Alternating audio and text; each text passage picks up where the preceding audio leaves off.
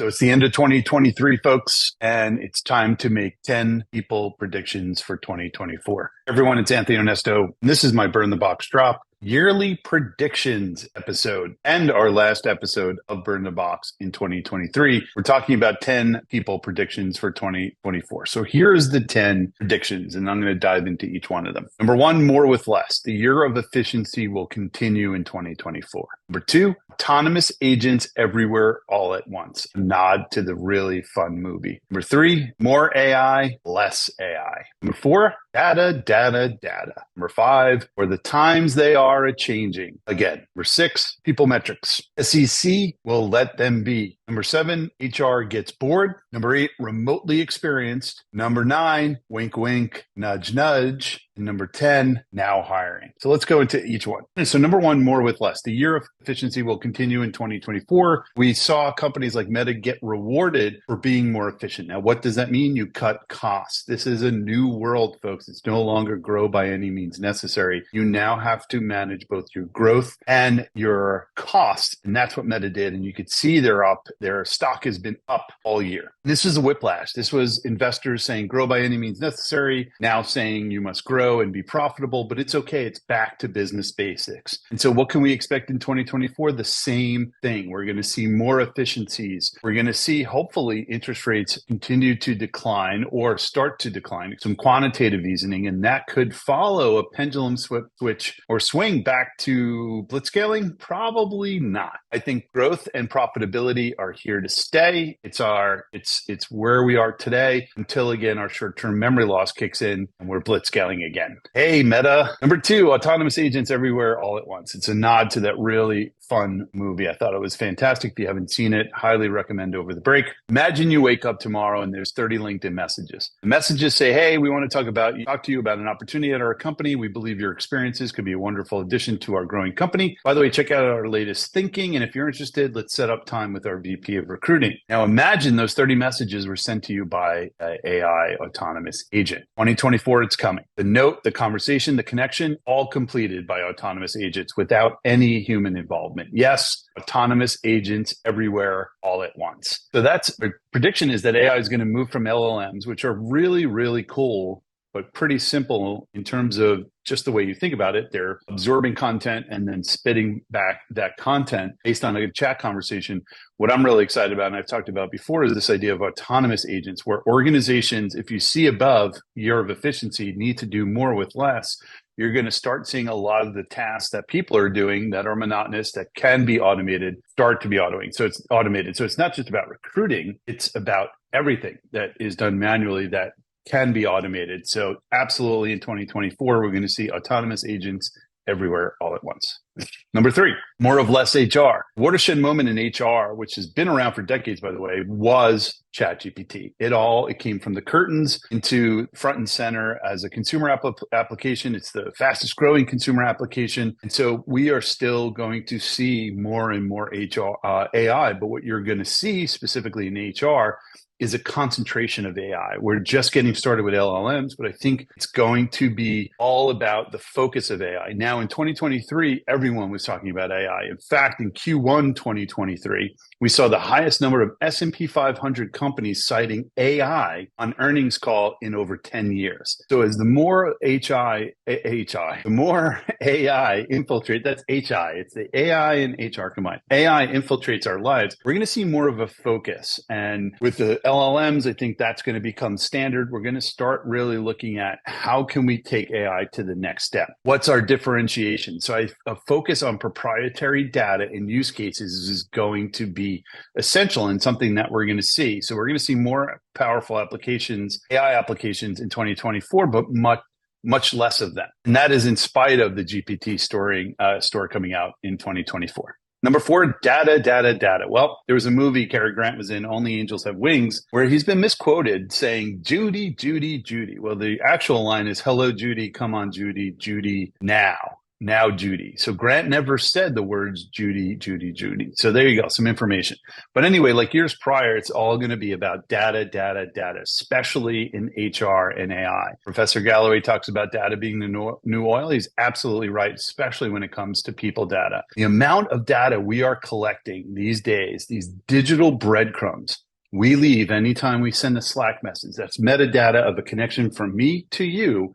This podcast, you listening to it, all this data we're providing, we're going to have such rich data within organizations. And we're going to be able to see our organizations for what they really are versus our perception of them. Now, what's going to happen here, and we're going to have to think differently about the data we're looking at. We're going to be looking at certain things like there's this really interesting report identifying latent activity behaviors and lifestyles using mobility data to describe urban dynamics. And that's all in the blog post. There's a link to it. So there's going to be a more significant focus on data, people data in 2024. But we're also looking at some of the laws that are coming out around privacy. We see a lot in Europe, and we're going to see it here on the coasts. All right, so we're down with 4. Here's number 5. It's for the times they are changing. Again, a nod to Bob Dylan, who poetically sang "For the Times They Are Changing" in the song of the same name. The song was a powerful anthem for social change.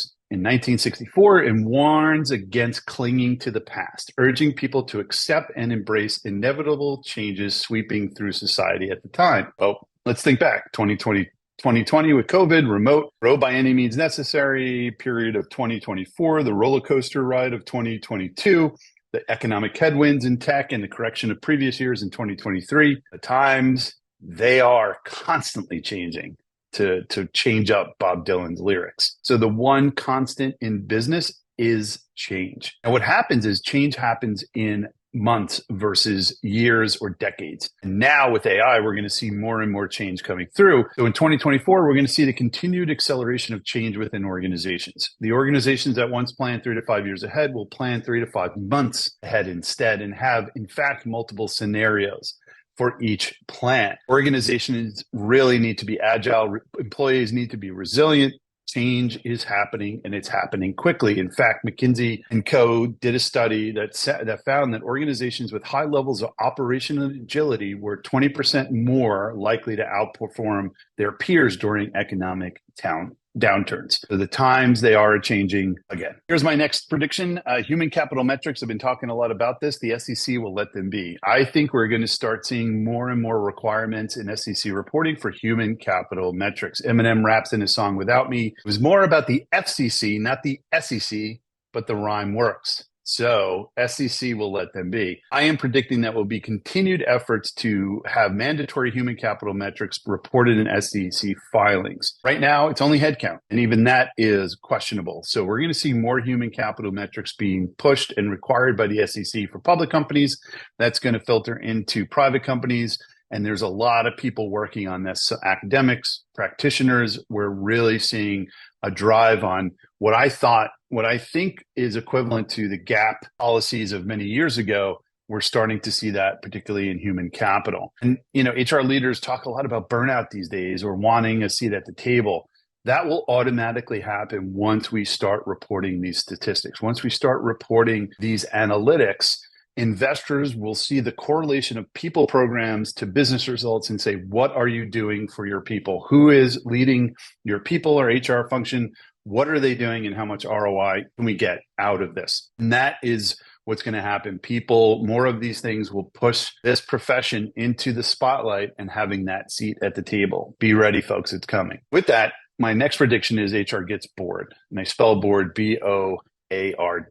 So Sam Altman, probably heard about this. Fired, hired at Microsoft, hired back at OpenAI. If there was an HR person on that board, would this have changed? I don't know. I think there would have been discussions around, okay, what happens when you fire a CEO? Do you know that this CEO is beloved by their employees? And we're also seeing really a dynamic of capital versus labor. When all of these employees said, hey, if he's out, we're out. It's really an interesting time to be in human capital at this point. And I think if you count the fact that there's going to be more SEC reporting required, HR is going to start getting board seats. Boards are going to need HR people or people with HR backgrounds on their boards because, frankly, the biggest challenge that boards talk about in surveys guess what? It's people. So you're going to need an HR person. So I am predicting the movement. Now, it's only 3% of Fortune 500 boards have a person that has HR experience on them. That number is going to go up. And I think you're going to start seeing, especially if we start seeing some of the SEC reporting, more HR people being asked to join boards. It'll change the structure of boards a little bit, but I think that's going to happen, especially if you can connect human capital to the business very, very linearly. So the next prediction is remotely experience. Are we hybrid? Are we remote? When Zoom CEO said, hey, everyone's got to come back in, we all were like, hey, hold on. The company that actually created the ability to go and remote is now calling people back in. Maybe we should do the same. Well, the copycat activity that happens in tech and in business, it happens all the time. So if you're doing it, maybe I should do it. Or if Google's doing it or Facebook is doing it, maybe we should be doing it. But people don't ever really look at it and say, is this right for our company? Should we be doing this? So in this space where we have endless things to measure, the remote hybrid office decision is often based on someone's gut. You'll hear things like, I think we need to bring folks back into an office. I think people are not being productive at home. Or one of my favorites is, if I can't see them, they're not working, right? With many companies taking a talent from anywhere approach during COVID and even post-COVID, what does that even mean to bring people back into an office? So I think we're going to see a continued focus on how to figure out remote office and hybrid. And I think there's going to be some really creative thought around this in 2024 in our space, in our profession. Instead of using these gut decisions or what we know to be the truth, data is going to play an important part of this. What is the data saying? If we are able to look at mobility behaviors in urban settings, what can we do with some of the people data we have in organizations? Are we being productive? Are we being successful? If that's the case and we're remote, why are we thinking about an office space? And sometimes an office space does happen, but maybe it's not an office space. Maybe it's something different. I do take a bet. I predicted that augmented reality is going to be a technology game changer like AI. It is going to be. Never was VR, never really loved the fact that I was putting on something and I was in some other world. But if I'm putting on something, but I'm still in this world, but I'm augmented, I think Apple's Vision Pro, even though it's going to be a first edition and there's going to be bumps in the road, this is going to set the standard for the new remote employee. Trust me, when this version 2 or version 3 comes out, this is going to be almost as standard issued during onboarding as the MacBook. That's my prediction. That might be post 2024, but that's my prediction. My second to last prediction is wink, wink, nudge, nudge. This idea of nudging is going to be prolific in organizations. We're always nudging people. Please clean your room, bring down your clothes to our kids, right? This is, and Monty Python actually had a really funny sketch where they talked about nudge, nudge, wink, wink, right? Nudge, nudge, wink. Hey. In this prediction, the nudge, nudge will be systems that send notes and alerts that push us to complete specific tasks within our organizations. Did you fill out your survey? Did you fill out your employment review? Did you do this? Did you check in with your employee? It's going to learn. If you have an Apple Watch, sometimes it tells you to stand up. Or if you're a member of Peloton, hey, why don't you take Ali Love's new class? It's going to look at the data of how you operate and nudge you. Hey, you didn't send this email or you haven't responded to this person. So nudges will become a commonplace, especially in learning and development, where I think nudges become really, really critical. You're going to see something like, hey, it's going to pull from your calendar and say, hey, I see that you have a sales meeting next week. Did you take that close the deal training that we just offered? I also see that you're presenting in the company's all hands in a couple of weeks. Do you want to brush up on storytelling with data? It's going to be able to look at all of the activities, look at the training opportunities, and nudge you. So nudges are going to become pervasive. My last prediction, or number 10, now hiring. Yeah, I know this one was a hard one.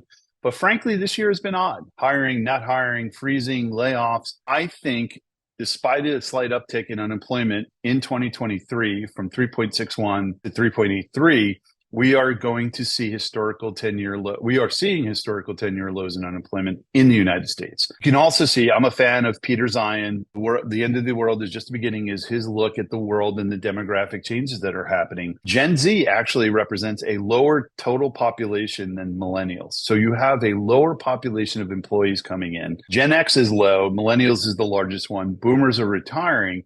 Gen X is only 19.6 of the population.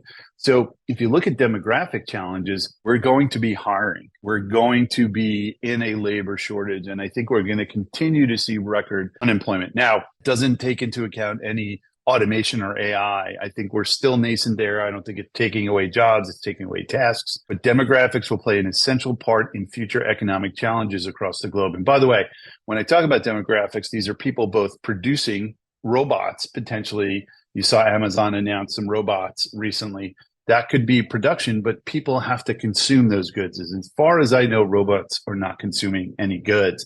So there's going to be some economic challenges around these things. And read Peter's book and watch his posts, and you'll learn a little bit about the demographic challenges. We're going to see continued job growth. We're potentially going to see a possible acceleration. Again, see above, interest rates are going down. Maybe there's quantitative easing that happens.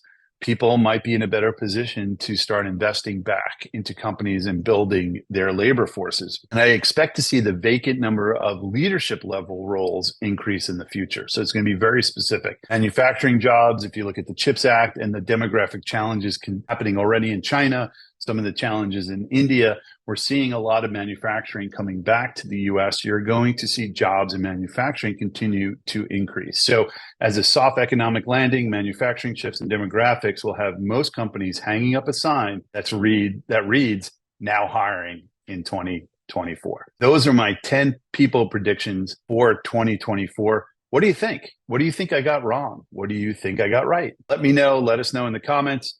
Appreciate all of you. Everyone have a wonderful, healthy, and happy holiday season, and we'll see you in 2024. Remember, what we love to say here is don't think inside the box, don't think outside the box, burn that box. We'll see you next year.